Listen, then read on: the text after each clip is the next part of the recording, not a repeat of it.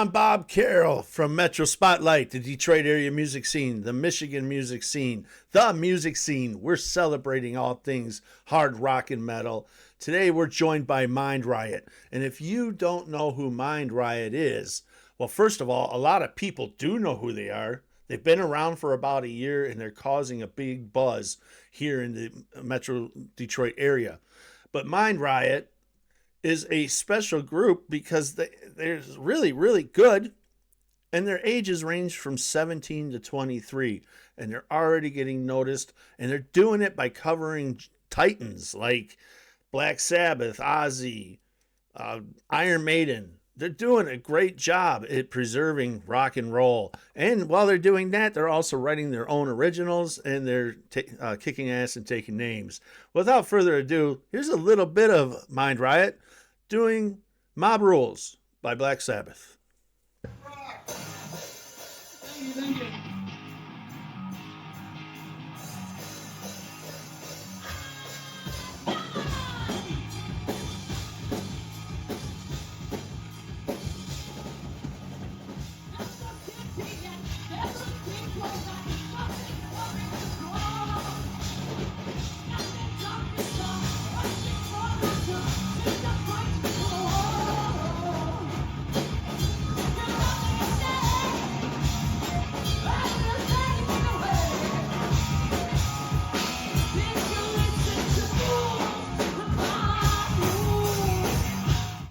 Mind Riot, how you doing today?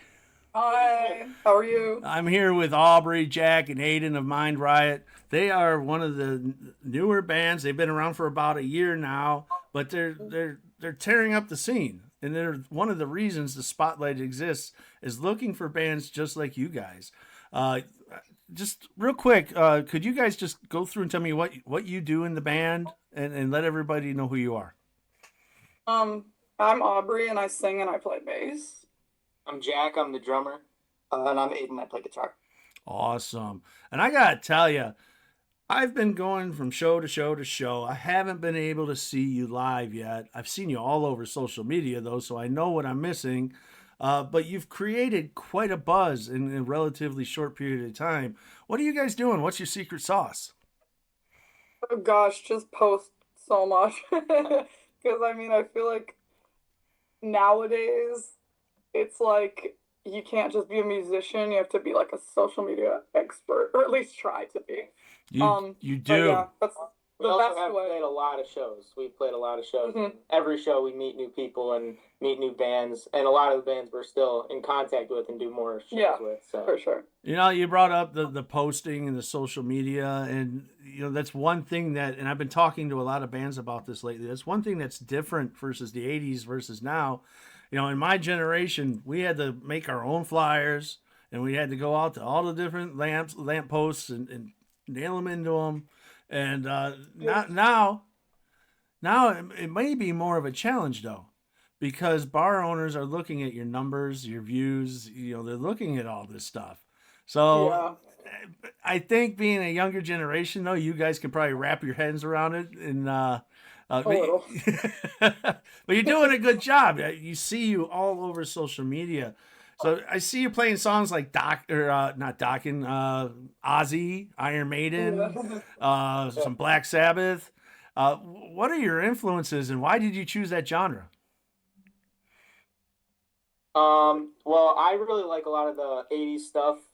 That's mostly what I listen to, like Motley Crue, Guns N' Roses, and just like really all hair metal. Yeah. But I grew up. you guys, Yeah, Yeah. I grew up on more of the '90s, like Pearl Jam, Soundgarden type stuff, and like late '60s, early '70s. Yeah. Bunch of Zeppelin. Yeah, I'm super into 90s as well, but I didn't really get into it until I was a little bit older. And I have a huge appreciation for bassists like Geezer Butler and John Paul Jones. So, Some yeah. big names there. Yeah. When I was preparing for the interview, I was on your website and I noticed that you mentioned you played a lot of shows, but you have a ton booked. And what shows can people do you have any on the top of your head that you can share with people where they can come see you? Yes, I can. On Saturday, we're opening for Sponge at the Diesel Concert Lounge with a bunch of other sick bands. And we have tickets available through our website and through our socials. We still have a few left. So that would be a cool one. Before you go, big before one. you talk about the other ones, I want to point out what you just said is so important. You got the tickets. People don't realize that by buying the tickets off the bands, A, it's helping the bands out tremendously. Absolutely. B, they're usually cheaper than you'll get them at the door. Yeah. Certainly. Yeah. Both very true. Yeah, I that's one of the things that I'm working really hard to get people to understand is, the nature of the business can be a little rough, but Yeah. there are certain rules to play by, and one of the rules is that the fans have to support the local bands coming up, and that's what makes bands successful is fan support. And Yeah. I think one of the things that's pretty cool that I noticed, pretty blatantly is your appreciation for fans. Yeah. So what is it? You like to hang out after the show and talk to people? Is that what you guys are doing? It's a really cool feeling when people come up to you after the show and be like, "Oh, I love what you're doing so much," because it's like, "Me? Like, really?" And it's just so nice to know that like, people our age appreciate what we're doing, like older kind of music, and they still appreciate live music, Yeah, we did a show at the Diesel, and it was an all ages show, Yeah. and it was us and there's three other bands, right? There's Custodians, Antics, and Ted Buds, and those are all like Gen Z Young bands. bands. Yeah. So I mean, the whole place was full, and it was just kids like Yeah. 15 to 25 probably, and it was just it was cool playing for a bunch of younger people. Yeah. I bet. I remember when I was young, and I thought, fun story that nobody knows. I'll share it with you guys. Well, a few people know it, but when I was younger, I aspired to be a rapper. Nice. And we actually created a little bit of a following, and we never played out. We played private parties and stuff, but I remember the feeling the first time I got a microphone in front of me, and I looked out, and these were just my friends, right? It was nothing like what you're doing. But that feeling of just looking out and just watching some heads move. It wasn't anything big, but I remember that feeling, and I've never forgotten it. We're talking 35, 40 years ago. But I've never forgotten that feeling. Aubrey, do you remember what it was like to stand on the stage for the first time and realize that you can't see but the first couple rows, and you have to worry about how you sound on the monitors? Do you remember that feeling? I was like 13 or 14 at Rock and Roll Prep School, the music school we all went to, and I was singing Bring It On the Heartbreak by Def Leppard, and I was absolutely trembling. And I look out in the audience and I'm like, oh, like, why is everyone like this? Like, it's just me singing. It was such a cool feeling. But it's so insane how even when it's your first time, the nerves go away in like a minute. Like, it's so insane to me. Yeah, they do. I do a lot of public speaking, and I remember the first time I had to get in front of a group that was bigger than 100, and it was rough. And then I think Yeah. about the music side of me. Wow, these people do it every night. And then I think about Yeah. these younger bands. I'm like, I got a daughter around your age, Aubrey. I can't picture my daughter getting up on a stage and rocking the mic. You got a new single coming out, don't you? We just played it. Yeah. Yeah. We have it on Friday. Tell me the name of the it's like- single and tell me about it. Yeah, it's called Big Talker. It is the first single we've released that we wrote ourselves. And I mean, I wasn't really involved in the instrumental writing, so if you guys want to talk about that. Yeah. Well, I mean, we've had that Yeah, Jeff and I, instrumental. we got together like 2 or 3 weeks before. Yeah, I was trying to put together a band, and I had asked Aiden if he wanted to jam, and we were writing some stuff. Yeah. And so we've had that riff like recorded on a computer forever, but then we finally were just like, damn, that's really good, and we just decided to finish it. Yeah. What's it about? What's the song about? So I heard it, the instrumental, and I was like, oh, this is so angry. Like, I'll hear a song and I'll be like, this is how it feels. And I have trouble writing angry songs. I'm better at writing like sad songs, as silly as that sounds. And so I was trying to think like what makes me so angry, and just like when you're a girl, then you have a lot of tumultuous friendships throughout your life. And it's to be expected in high school that people like gossip about you and stuff.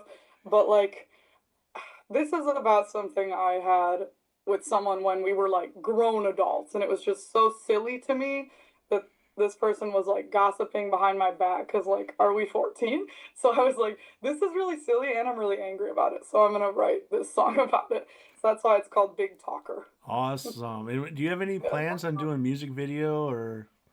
Oh gosh, I mean, Not right now. we don't have that plan, but I mean, eventually. hopefully, that's eventually it'll probably- happen. I don't think we've even talked about No. music videos yet, though. Would we go like Foo Fighters style or like? Hey, I've seen some really cool, videos that were done in house with nothing but a Yeah, cell for phone sure. camera, and they've come out really cool. What are your plans? What do you see in the future for Mind Riot? Oh gosh, just keep writing originals. We started out as very much of a cover band. I feel like now we're kind of like we're doing covers because we love the songs, but also just to like fill the time requirement, you know. But Right. like now we're just having so much fun actually writing, and I wish we had more time to write. But a lot of like original music, I think, will be in the future. Oh yeah. Now, if I was to say, let's look at Mind Riot in 5 years, where do you want to be then? Oh gosh.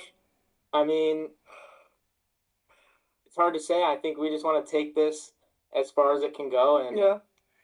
that's what it is. You know, we're not too worried about it. We're just sure. having fun, and Yeah.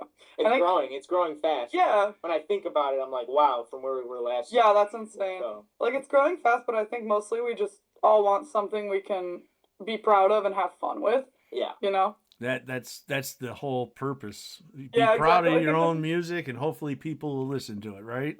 Yeah, Yeah. exactly. So, one thing that I think is really, really neat is that you guys are playing with some pretty big bands, right? Sponge. Sometimes we're lucky Yeah. enough. Sponge? Our first gig ever was That was our first gig, actually. It's the same event that's this year. They're doing like a pub crawl thing. Yeah. So we did the same thing for our first show. It was just our manager Joe. He had a connection. He needed Vinny from Sponge needed a band to fill in, and he Yeah. suggested us. Yeah, exactly. So, And how did you get in the? You guys were in the paper, right? Oh, we were we might have mentioned been. alongside Aqua Monkey. I think they called us like Mind Rot or something. Is that what So it was? Yeah, it was like They spelled it wrong. the but- Detroit News or something. We were playing Corktown Tavern with Aqua Monkey. Aqua Monkey's like, God, we love them so bad. We did a Battle of the Bands over the summer, and they heard us, and they were like, yo, you're insane, you're incredible, we want to do everything with you. And we've just been kind of taken under their wing Those ever are some- since. And Aqua Monkey's so really good. cool. I just did an interview with those guys. they're sick, I love Yeah, them. yeah. In fact, I'm seeing Aqua Monkey tomorrow. A little shout out to Aqua Monkey tomorrow at the Token Yeah. Lounge. They're playing. Yeah, okay. Awesome. I think Yeah. we're playing with them on not Sunday. In a few weeks, we're playing with Yeah, them at the there's a Diesel rock Concert show Hall. at the Diesel. I don't Yeah. know the exact date, Yeah. but we're playing. So Yeah, as much as you can remember, what shows can you remember? I know you got the one coming up. What do you have any other Yeah, the dates? Sponge one. we also have a show this Sunday at Freddy's. Yeah, the Yeah, benefit charity. show, yeah. We're playing that with this band Sandbox. They also came out of Rock and Roll Prep School. They're a bit younger than us, but like, oh my god, they're so cool. They're doing the same sort of stuff, like older grunge that we're doing. Then we have that multi ultra show from Nashville. Everything's on our website though. Everything's Yes, on our it is on our website. I can't remember. Next month. Next month. April April's a big April month. 18th. Uh, White's Bar in Saginaw. And Yeah. what is your website? It's I believe mindrightrocks.com. Yeah, mindrightrocks.com. Okay, so if you want to check out Aqua Monkey, sorry guys, you got to put Aqua Monkey in my head. Mind Check Riot. out Aqua Monkey too, but If you guys want to check out Mind Riot, go to their website, mindriotrocks.com. Real quick, I'm curious about the school because Yeah, I'm not okay. familiar about it. What is the school and what is it doing for the kids to put them in positions like you're in right now? Well, okay, so I joined the school when I was maybe like 13 or Yeah. 14.